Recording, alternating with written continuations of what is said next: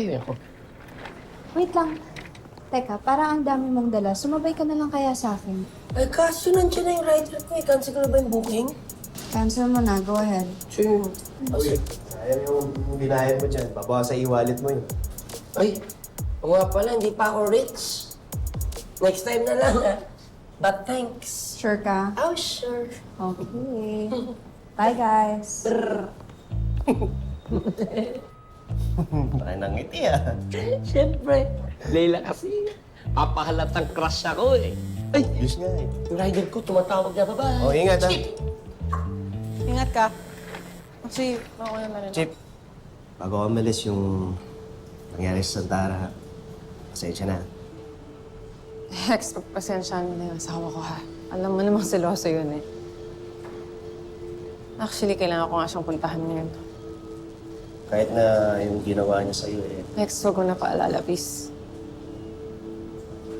Di ka kasi siya makakalabas ng ospital hanggat di ko pinipirmahan yung papeles. Kasi ako ang asawa niya. Basta ka. Ingat, Chip.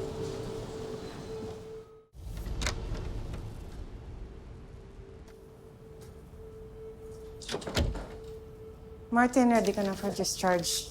Ninayos ko rin yung papeles. Thank you. Favor, pwede mo ba akong hatid sa condo? Pating tawagan mo na lang yung nanay mo. Isa, alam mo namang ikaw lang yung pamilya ko rito. Tsaka hindi ako masusundo ni Mami.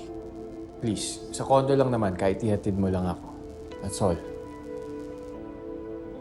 Okay, fine. Sa bahay ka na muna. Hindi ka nagalit sa akin?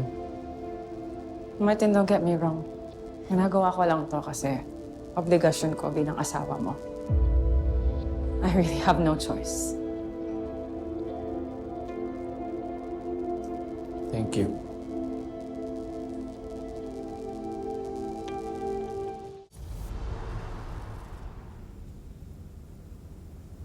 Ready ko na yung kama mo para makapagpahinga ka na.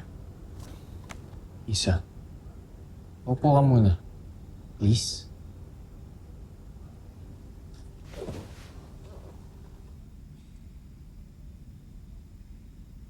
Tagal na rin natin di nagkasama dito sa bahay. Alam mo, na-miss ko tong bahay natin. Nga pala, Isa. I'm really sorry kung nauobliga kang alagaan ako ngayon. But I'm really serious. Handa akong gawin lahat para mapatawad mo lang ako. But please let me. Just give me another chance. Martin, huwag ka nang umasa. Kasi hindi na kita mapapatawad.